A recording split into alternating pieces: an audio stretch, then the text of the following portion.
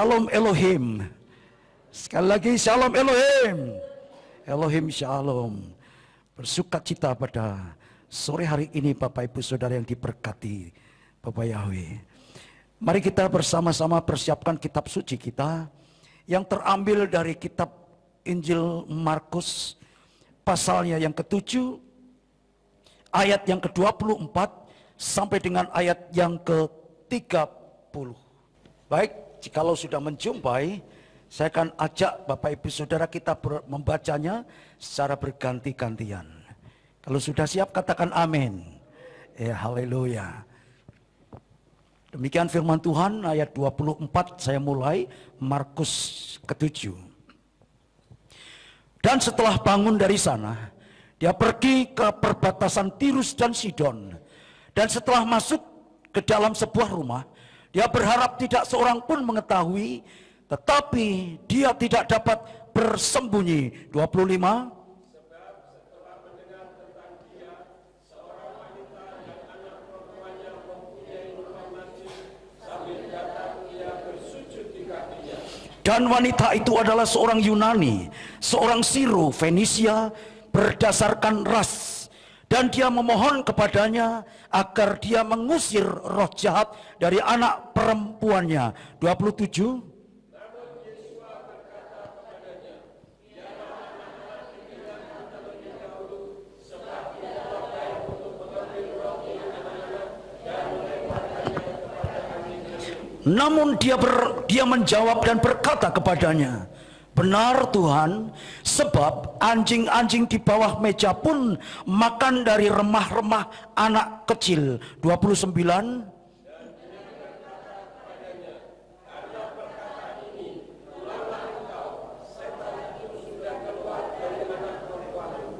Dan setelah kembali ke rumahnya, dia mendapati roh jahat itu sudah keluar dan anak perempuan itu sedang terbaring di atas tempat tidur. Amin. Demikian pembacaan firman pada sore hari ini. Bapak Ibu Saudara, saya berikan judul perjuangan seorang ibu. Sekali lagi apa Saudara? Perjuangan seorang ibu. Saudaraku yang mengasihi Bapak Yahweh, wanita seringkali diidentikan dengan kaum yang lemah. Dari kelemahanlah orang juga mengkait-kaitkannya dengan makhluk yang cengeng. Seperti apa orang cengeng? Mudah mewek, mudah putus asa, lemah, dan banyak sindiran-sindiran yang lain yang ditimpakan kepada wanita. Itu di luar sana, saudara. Namun tidak demikian dengan firman Tuhan yang kita baca dan kita dengar saat ini. Kita perlu belajar di mana Tuhan Yesus menunjukkan kepada kita sekalian seorang ibu, saudara, seorang wanita yang berjuang demi satu tujuan, anak perempuannya yang sakit sembuh. Dan di dalam dirinya punya niat, punya maksud yang mulia ini, karena didorong rasa kasih yang sangat besar, cintanya kepada anaknya, dan persoalan sakit penyakit sang anak hanya bisa disembuhkan kalau dia mengalami perjumpaan dengan Yesus. Dan ini perlu kita catat, saudara. Kasih yang besar mendasari seorang ibu. Sehingga kalau disebut-sebut wanita itu kaum yang lemah, cengeng, mudah putus asa, bagaimana kitab suci menunjukkan kepada kita sekalian perjuangan seorang ibu yang luar biasa.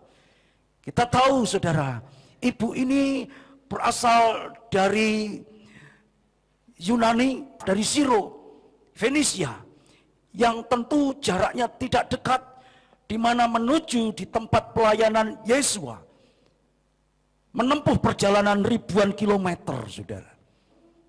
Dulu belum ada pesawat, kendaraan apa tidak disebutkan, bagaimana caranya Dia sampai ketemu dengan Tuhan Yesus. Tidak disebutkan, tapi satu hal, jarak begitu jauh dia tempuh. Dia sampai di sana, kendaraannya adalah semangat. Tujuannya anaknya sembuh. Saudara bisa bandingkan apa yang ditunjukkan firman Tuhan di dalam Kejadian pasal 2 ayat 18. Bapa Yahweh menciptakan seorang perempuan, seorang wanita itu sebagai penolong. Jadi bagaimana cap wanita oleh dunia katakan dia lemah? Tentu kita dapat jawaban. Kitab suci berkata, kalau seorang penolong pasti dia kuat. Di dalam diri wanita menyimpan potensi yang kuat, wanita yang hebat, ditunjukkan di dalam kitab suci seorang Sirung Fenisia ini, saudara. Dan kita tahu ending dari cerita ini luar biasa. Tuhan Yesus berkenan menyembuhkan, mujizat terjadi. Bandingkan saudara, kalau ada seorang pria, kita berilustrasi sebentar, seorang pria bertubuh gempal, badannya penuh tato, kemudian rambutnya gondrong, pakaiannya jeans, Levi's, mungkin sobek-sobek, pakai sepatu jenggel, telinganya pakai anting-anting. Belum cukup sampai di situ, saudara.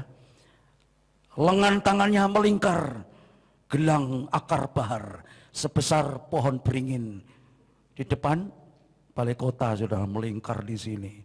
Belum lagi rantai segede rantai sepur atau rantai kereta api, saudara ya, kerompiang-kerompiang. Dan pria ini yang sangar tadi, saudara, dia nyanyi. Di jalan-jalan dia nyanyi, mungkin dia ngamen, mungkin dalam iseng-iseng dia nyanyi. Nyanyinya, saudara, tidak pas dengan penampilannya. Nyanyinya seperti lagunya Rahmat Kartolo. Patah hatiku jadinya, gitu saudara. Mendayu-dayu. Lagu ini menunjukkan betapa cengengnya sang pria ini, si pria ini yang tidak sesuai dengan penampilannya. Nyanyi lagu Kos Plus yang lain. Di cahayu iyan masak ojo sayur asem, gitu saudara. Lah maunya apa? Si yang dipanggil Tik tadi menjawab, saudara, isong liwat kuwi uwes bejo banget, gitu saudara. Jadi maunya apa? Sayur asem. Di sini sekedar kita berikan ilustrasi seorang yang penampilannya koyok hebat-hebat toh. Belum tentu, saudara, dia ini pria yang kokoh. Biasanya orang pakai imbu-imbuan, embel-embel itu biasanya hanya menutupi kelemahan. Buktikan, saudara, pakai tato, pakai anting ditindik, belum lagi hidungnya ditindik, lidahnya ditindik. Apa enggak sakit, saudara? Supaya kelihatan garang. Padahal pasti di dalam dirinya ada yang enggak beres, ada yang kurang. Kita belajar dari seorang ibu yang apa adanya, tampil sebagaimana adanya. Tapi di dalam dirinya, saudara, orang ini kuat.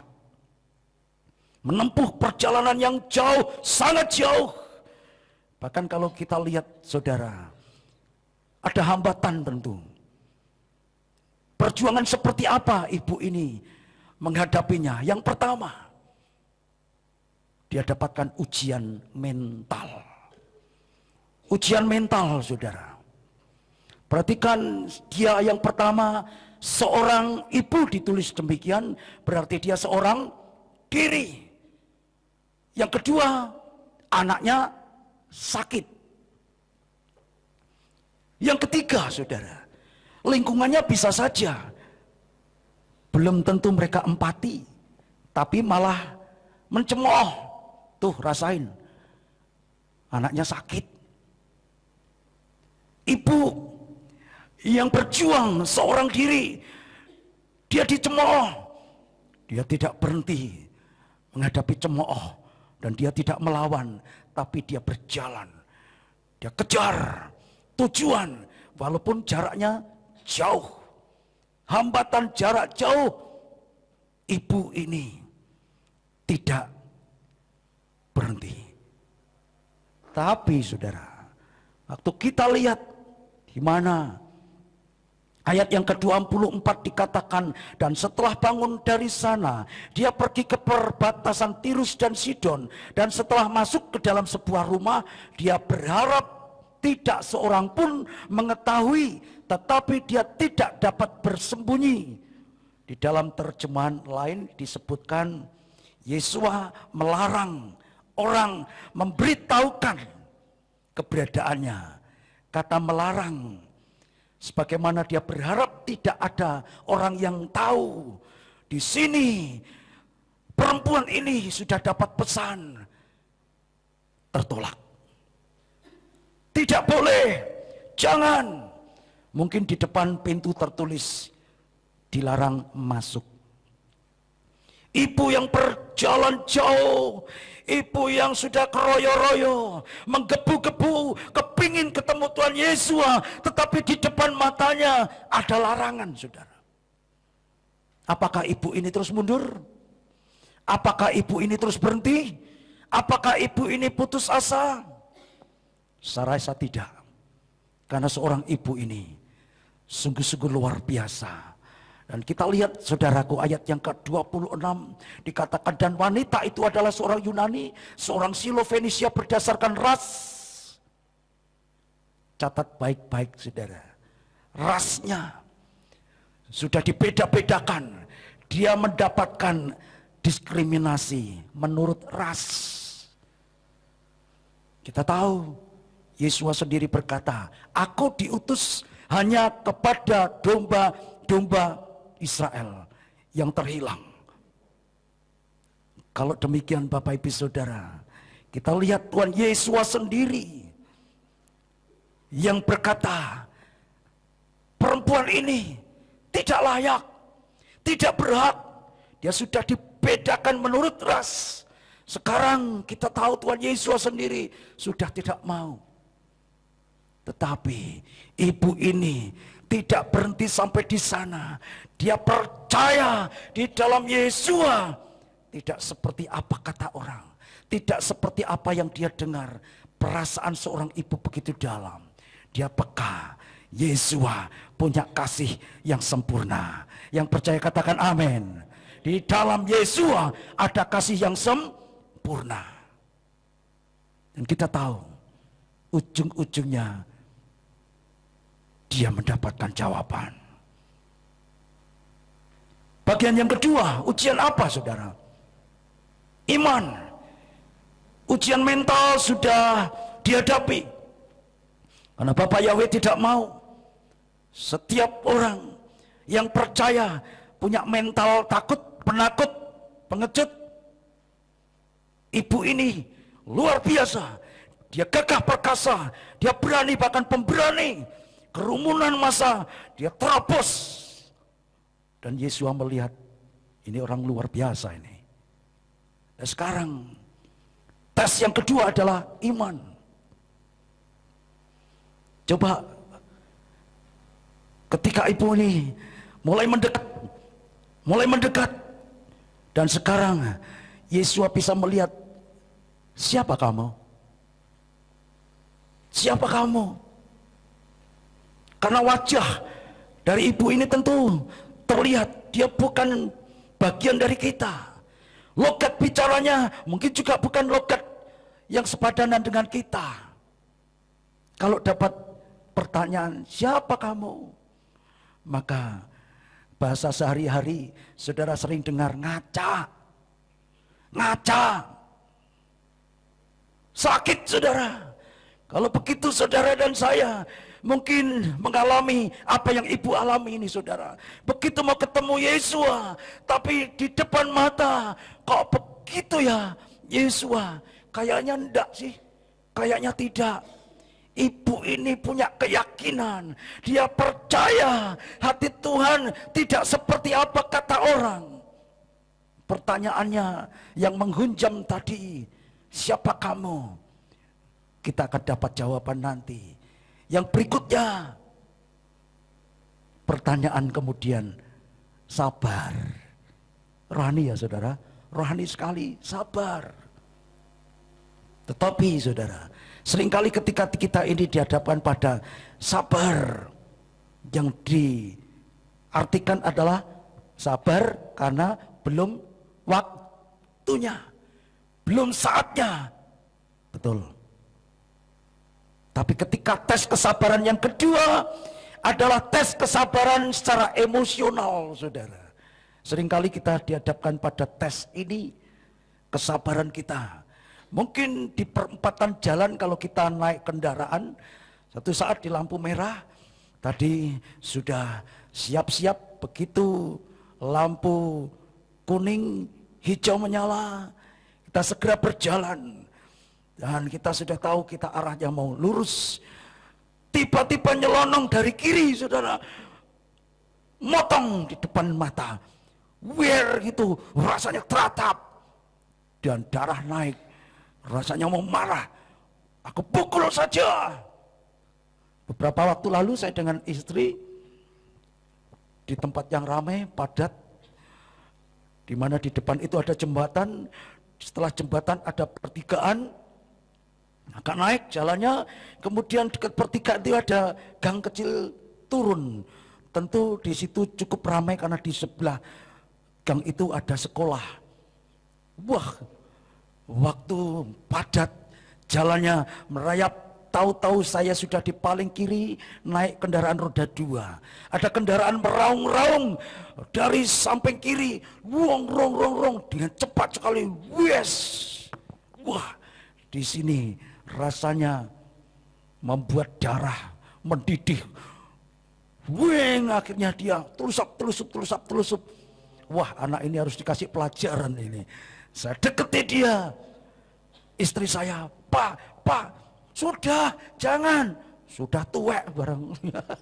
Istri saya tegur saya digabloki. Enggak, saya cuma kasih pelajaran. Deketi dia, saya pepet dia, dan saya kasih senyum.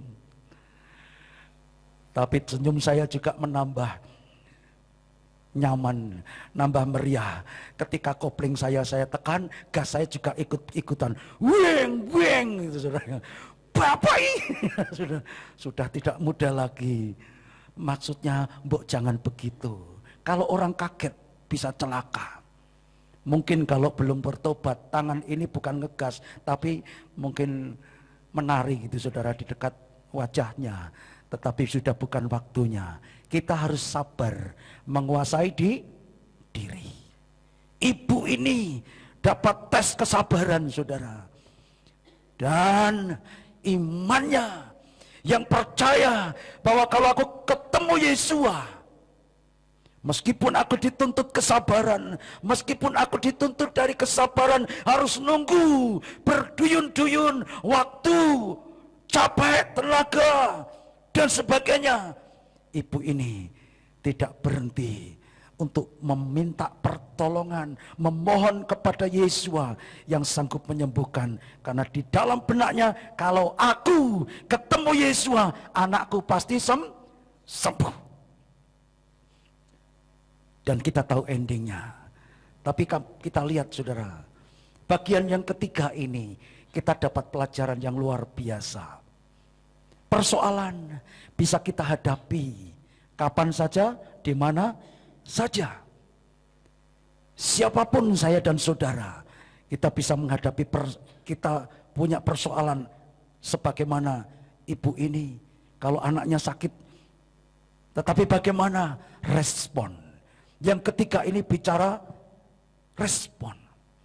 Ketika persoalan seberat apapun, panjang waktunya yang ibu ini hadapi, saudara, lihat dalam pergumulan panjang ayat 26, dia berkata, dan wanita itu adalah seorang Yunani seorang Siro Fenisia berdasarkan ras, dan dia garis bawahi kata memohon. Sekali lagi apa saudara? Memohon. Dia tidak memerintah, dia tidak membentak-bentak, dia tidak minta diprioritaskan. Dia memohon. Kata memohon ya kalau boleh, kalau tidak. Tapi ibu itu punya respon yang luar biasa untuk permohonan yang kali ini dia percaya di dalam Yesua ada kasih yang pasti mendengar permohonannya. Permohonan ibu ini disertai dengan tekad bulat, keyakinan yang sungguh bahwa saya pasti menerima jawaban. Itu yang dia tahu, itu yang Yesua tahu, yang Yesua tangkap dari permohonan ibu ini. Dan kita tahu akhirnya Tuhan Yesus kabulkan. Haleluya. Saudaraku yang dikasihi Tuhan, kata-kata ibu ini santun. Kata-kata ibu ini tidak membentak. Meskipun dikata-katai tidak baik, roti yang sesungguhnya untuk anak-anak, kamu minta bagiannya. Ibu ini cukup menyentakkan ke kita semua bahwa ibu ini hanya ambil remah-remah. Apa remah-remah? Gogrokan, saudara. Remuan. Dia tidak minta bagian yang utuh, yang mungkin orang tergiur, saudara. Tapi dia, ibu ini tahu diri. Ibu ini dengan santun yang dikatakan di dalam ayat yang ke-27. Namun Yesus berkata kepadanya, biarlah anak-anak dikenyangkan terlebih dahulu, sebab tidaklah baik untuk mengambil roti anak-anak dan melemparkannya kepada anjing-anjing, saudara. Waktu kita baca, ternyak kita, saudara. Yesus menyebut kelompok di luar Israel, di luar yang kita tahu, saudara, bahwa ternyata mereka disebut, mungkinkah itu sama dengan kita? Si kaki 4 itu, binatang itu, saudara. Tapi kali ini sekali lagi ibu ini tidak sakit hati. Respon ibu ini, dia luar biasa. Ayat 28, perhatikan saudara. Namun dia menjawab dan berkata kepadanya, benar Tuhan, benar Tuhan. Sebab anjing-anjing di bawah meja pun makan dari remah-remah anak kecil.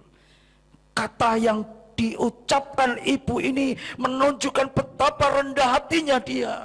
Dia merendahkan diri di bawah kaki Tuhan. Dan dia tidak berontak. Dia tidak marah, dia tidak menggugat, dia tidak protes. Mungkin kita bisa saja, mbok jangan gitu toh Tuhan, malah gurui, saudara. Mbok jangan seperti itu, gak enak didengar.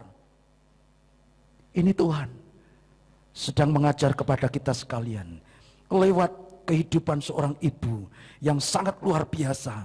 Dan ibu ini mengajarkan kepada kita kerendahan hati. Dia lemah lembut. Dan yang perlu kita catat, ibu ini pasti cantik, saudara. Ibu ini pasti cantik. Yang saya maksudkan cantik dari dalam. Dan pasti terpancar keluar. Cantik bukan harus hidungnya mancung, bibirnya tipis, matanya bulat, telinganya panjang, gitu kan.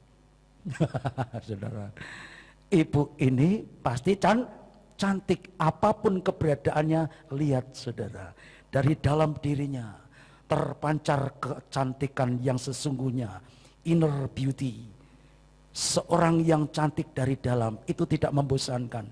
Dia pasti murah senyum, dia murah hati, penyabar, keibuan ada padanya.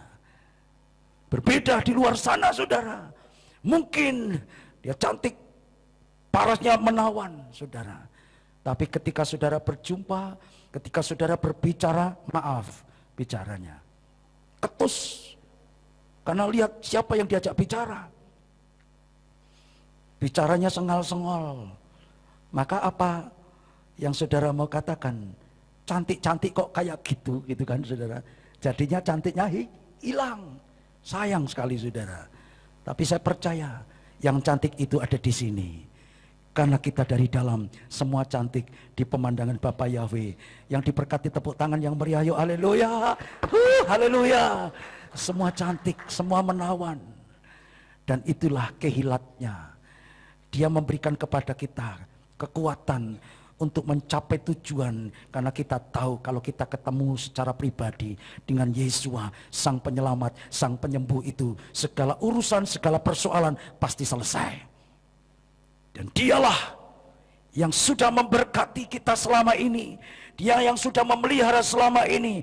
Mari Bapak Ibu Saudara, kita belajar dari seorang ibu yang punya perjuangan dengan hebat. Perjuangan seorang ibu yang tidak mudah putus asa. Perjuangan seorang ibu yang dengan semangat luar biasa ini untuk kebutuhan kesembuhan putrinya. Dan melewati firman yang saudara dan saya baca, ayat 29 berkata, dan dia berkata kepadanya, karena perkataan ini, garis bawahi, karena perkataan, saudara, perkataan ini dia katakan, pulanglah engkau, sudah terjadi mujizat, anakmu sudah sembuh, anakmu sudah sembuh, anakmu sudah sembuh, keinginanmu sudah terjawab.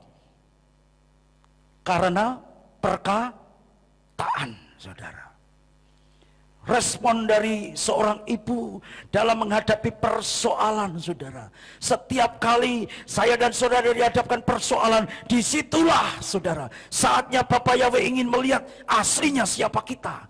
Saat pergumulan persoalan datang, masihkah kita lemah, lembut, murah senyum, murah hati, penuhkah kasih. Di sini belajar dari seorang ibu yang luar biasa. Dan saya tahu potensi demikian itu pasti ada pada setiap orang percaya. Dan mari kita kerjakan apa yang Tuhan mau, supaya banyak orang diselamatkan lewat kehidupan keteladanan yang firman Tuhan sudah sampaikan. Itu juga termeterai dan kita dapat kerjakan supaya Bapa Yahweh dipermuliakan. Amin, haleluya. Inilah respon seorang ibu ketika menghadapi persoalan pergumulan. Responnya secara benar. Yang pertama, ketika ada persoalan pergumulan, ternyata ini kesempatan pembentukan karakter.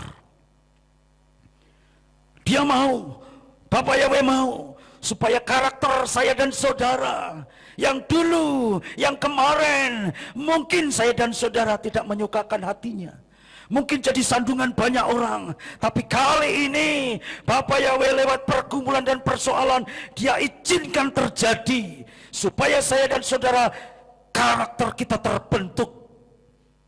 Rendah hati, lemah lembut, sabar, penyayang. Dia setia dan taat, dan apa yang Dia mau itu ada pada kita semuanya. Dan Dia menunjukkan kepada kita bagian yang kedua.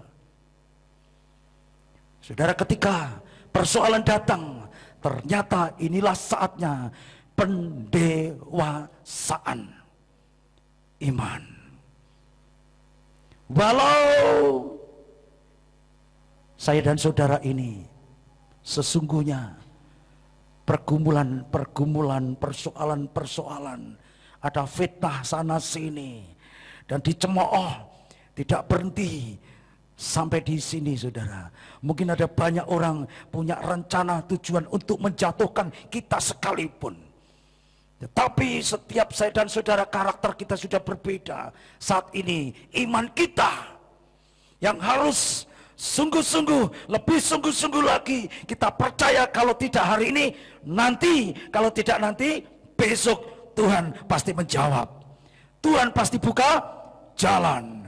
Karena dialah satu-satunya tempat harapan kita, bukan yang lain. Dialah tempat harapan kita, sebagaimana seorang ibu yang keroyo-royo jauh jaraknya, ya seorang diri. Dan kali ini kita dipertontonkan, ada seorang ibu yang mendemonstrasikan bagaimana seorang ibu yang berjuang sungguh-sungguh berjumpa secara pribadi dengan Tuhan Yesus. Ada persoalan yang seberat apapun, dan hasilnya karena perkataan ini. Karena perkataan ini, saudara, perhatikan perkataan. Apa yang keluar dari kata-kata saya dan saudara sekarang adalah kata-kata yang membangun, kata-kata yang memberkati, kata-kata yang mempermuliakan nama Tuhan, kata-kata di mana Tuhan menunjukkan di dalam setiap kata itu ada kuasa. Dan perkataan ini Tuhan Yesus pun tergugah hatinya. Dalam doa saya dan saudara, setiap kata saya percaya Dia mau digugah saat ini untuk siap memberkati kita semua. Haleluya. Dan mari Bapak Ibu Saudara, tidak berpanjang lebar, apa yang Dia mau, saudara. Dalam kata-kata orang pun tahu siapa kita. Dalam perkataan orang tahu siapa kita. Dalam bahasa Jawa dikatakan ajining diri saka ing klambi. Salah, saudara. Saka ing lati. Apa itu lati? Bibir, mulut. Kita ini berharga dari mulut, dari perkataan. Itu sebabnya kata-kata bijak orang Jawa kuno ini, saudara, perlu kita cermati. Ternyata dari perkataan inilah orang menghargai kita. Dan kata-kata dari mana saya dan saudara dapatkan kata-kata yang menguatkan? Kalau bukan dari roh Bapa Yahweh, Roh Kudus yang memberikan saya dan saudara kemampuan untuk berkata-kata yang memberkati. Karena kita sudah diberkati, karena kita sudah dikuatkan.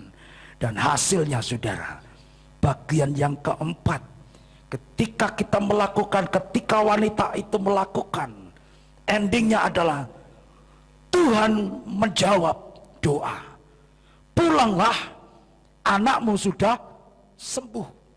Dan ini ending dari sebuah cerita yang ditunggu. Kalau sebuah cerita, saudara, endingnya tidak karuan, itu bukan firman Tuhan. Tapi sebuah jawaban kita dapatkan memuaskan. Tuhan Yesus menyediakan apa yang menjadi pergumulan.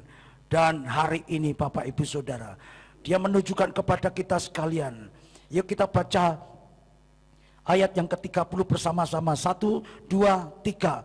Dan setelah kembali ke rumahnya, dia mendapati roh jahat itu sudah keluar dari anak perempuan itu, sedang terbaring di atas tempat tidur. Luar biasa.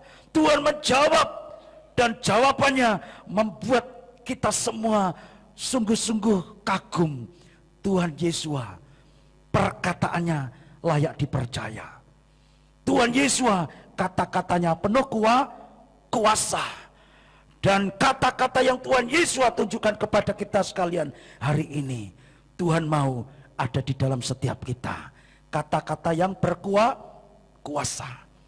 Kuasa yang membuat orang sakit seperti perempuan ini, saudara.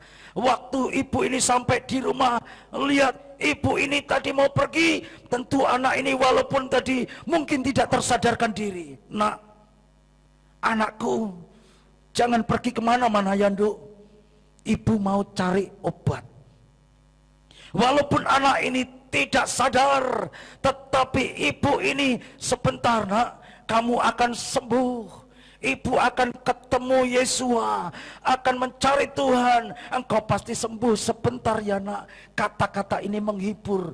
Dan kita lihat anak ini nurut, anak ini taat, anak ini tidak pergi kemana-mana. Dan hasilnya kita tahu apa yang ibu katakan anak ini mengalami perjuangan ibu ini tidak sia-sia.